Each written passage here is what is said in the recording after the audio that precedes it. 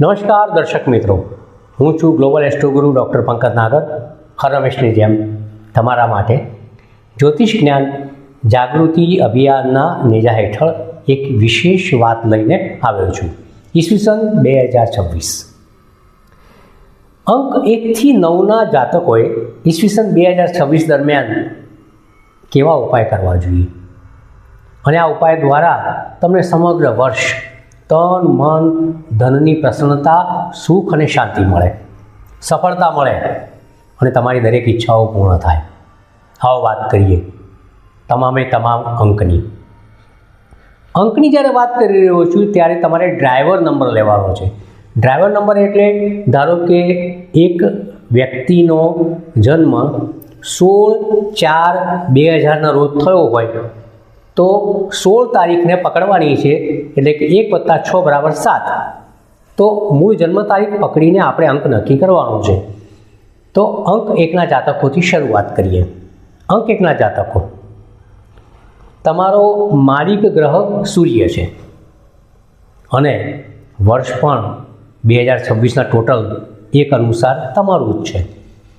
તમારે રોજ સવારે વહેલા ઉઠી સૂર્યની સામે ઊભા રહી એક તાંબાના લોટામાં જળ ભરી તેની અંદર લાલ કલરનું ફૂલ થોડા કંકુ ચોખા નાખી ઓમ ધૃણી આદિત્યાય નમઃ આ પ્રકારે સૂર્યને જળની અંજલિ આપવાની છે. તમારે રવિવારે એક કામ કરવાનું છે. જમણા હાથના કાંડા ઉપર કેસરી રંગનો દોરો ધારણ કરવાનો છે. અનામિકા ઉપર તમારે રૂબી માણેક 4 થી 5 કેરેટનું ઓરિજિનલ ધારણ કરવું જોઈએ. અંક 1ના જાતકોએ ખાસ ધ્યાન રાખવાનું કે તમારો માલિક સૂર્ય અને સૂર્ય એટલે પિતા.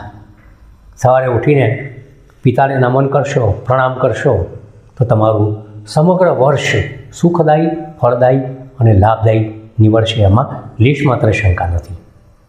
હંમેશા આપે રંગ તરીકે કેસરી રંગનો જભ્ભો ક્યારેક ક્યારેક પહેરવાથી, કેસરી રંગનો ઉપયોગ કરવાથી આપને ફાયદો થશે. અંક 2, તમારો માલિક ગ્રહ ચંદ્ર છે.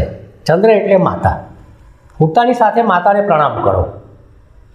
રોજ રાત્રે ચંદ્રોદયના સમયે તમારે ચંદ્રના મંત્ર, શાસ્ત્રોક્ત, બીજોક્ત કે વેદોક્ત તમારે કરવાના રહેશે.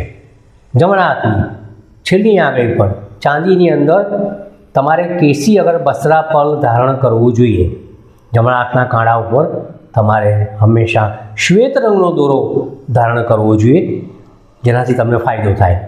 સોમવારે શ્વેત વસ્ત્રોનો ઉપયોગ કરવાથી પણ 2026 તમારું સફળ થઈ શકે છે.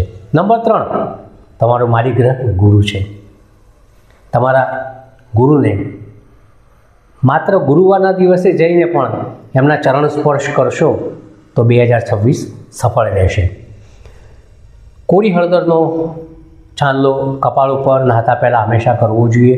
પીળા રંગનો દોરો જમણા હાથના કાંડા પર ધારણ કરવો જોઈએ. જમણા હાથની પ્રથમ આંગળી ઉપર ટોપાસ, પોખરાજ, જેને આપણે યલો સેફાયર કહીએ છીએ, એ સોનામાં મઢીને ધારણ કરવું જોઈએ.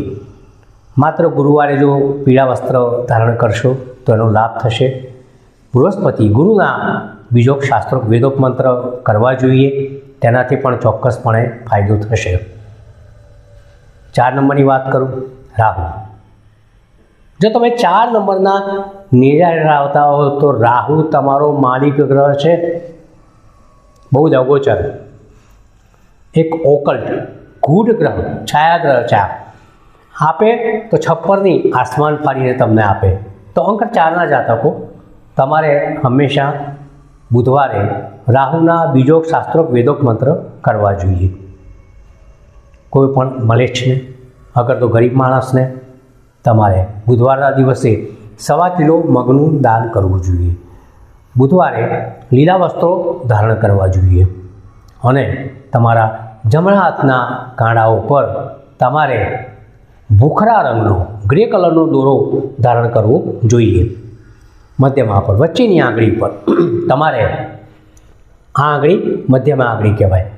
આ આંગળીને તમારે ઉપર ચાંદીની ધાતુમાં અગર પંચધાતુની અંદર તમારે ગોમેદ રાહુનું આ રત્ન છે એ ધારણ કરવું જોઈએ.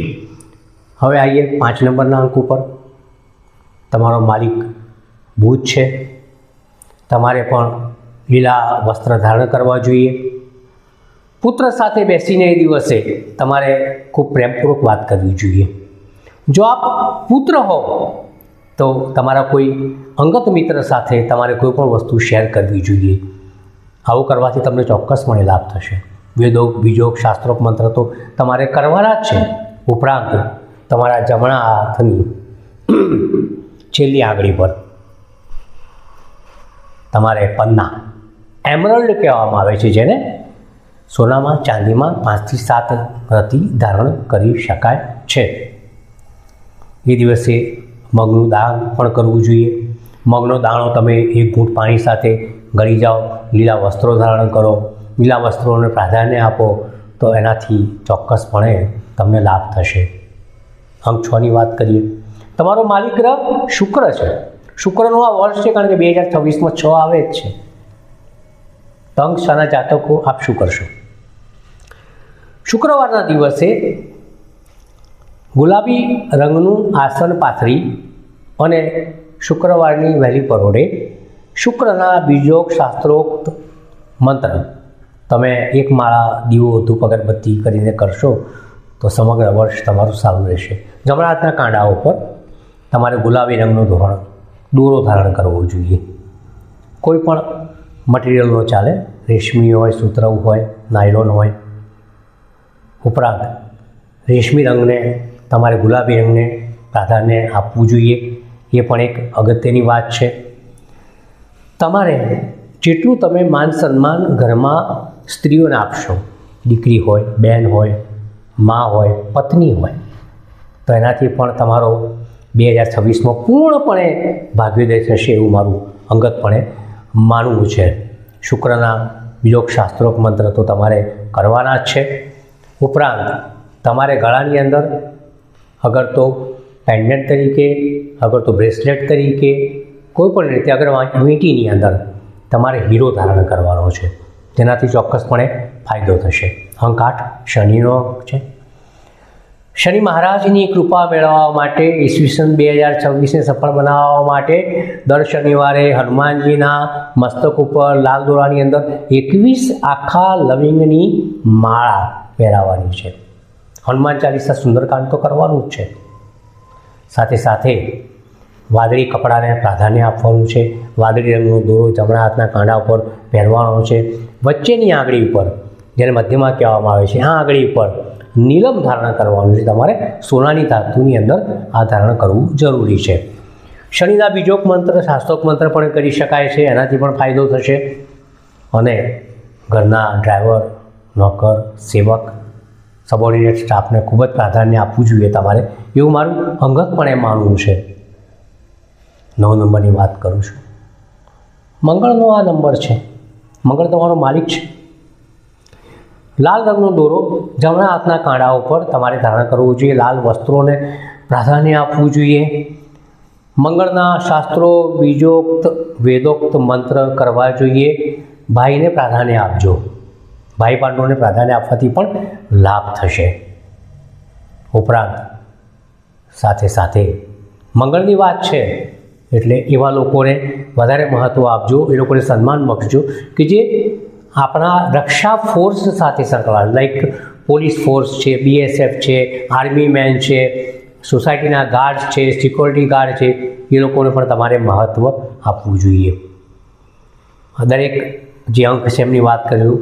અંક 1ના જાતકોએ સૂર્યની પૂજા કરવી, અંક 2ના જાતકોએ ચંદ્રની પૂજા કરવી, અંક 3ના જાતકોએ ગુરુની પૂજા કરવી, અંક 4ના જાતકોએ રાહુની પૂજા કરવી, અંક 5ના જાતકોએ બુધની પૂજા કરવી, અંક 6ના જાતકોએ શુક્રના મંત્ર કરવા, અંક 7ના જાતકોએ કેતુને મહત્ત્વ આપવું જોઈએ.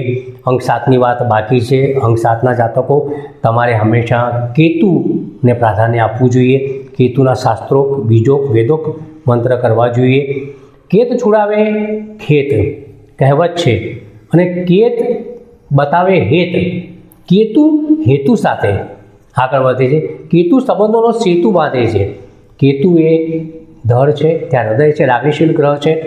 એટલે મિત્રો કેતુ માટે તમારે હંમેશા મરૂન કલરનો દોરો જમણા હાથના કાંડા પર પહેરવો જોઈએ. કેતુની પૂજા કરવી જોઈએ, કેતુના મંત્ર કરવા જોઈએ. વસ્ત્રો પણ મરૂન કલરના એ દિવસે પહેરવા જોઈએ. અને એવા જાતકો કે જે લોકો બીમાર હોય, જેમને પોલિયો થયો હોય, જેને લકવો પડી ગયો હોય, જેમની નર્વ સિસ્ટમ ડાઉન થઈ ગઈ હોય, જે લોકો મેન્ટલી રિટાર્ડેડ બાળકો હોય, માનસિક બીમારીઓ હોય, એવા લોકોને પણ જો તમે પ્રેમ આપશો અને એના માટે કંઈક કરશો તો કેતુ 100% તમારા ઉપર પ્રેમ વરસાવશે. અને કેતુ આપે કોઈ ના આપે એ વાત પણ સત્ય છે. તો અંક 7ના જાતકોએ કેતુની પૂજા કરવી જોઈએ, અંક 8ના જાતકોએ શનિ મહારાજની પૂજા કરવી જોઈએ અને અંક 9ના જાતકોએ મંગળની પૂજા કરવી જોઈએ. બસ ચોક્કસપણે કહીશ કે નવા વર્ષની શુભકામનાઓ તમને આપું છું. તન મન ધનથી 2026 તમને ફળે એના ઉપાયો કરશો ચોક્કસપણે ફળશે. વિરમું છું. નમસ્કાર.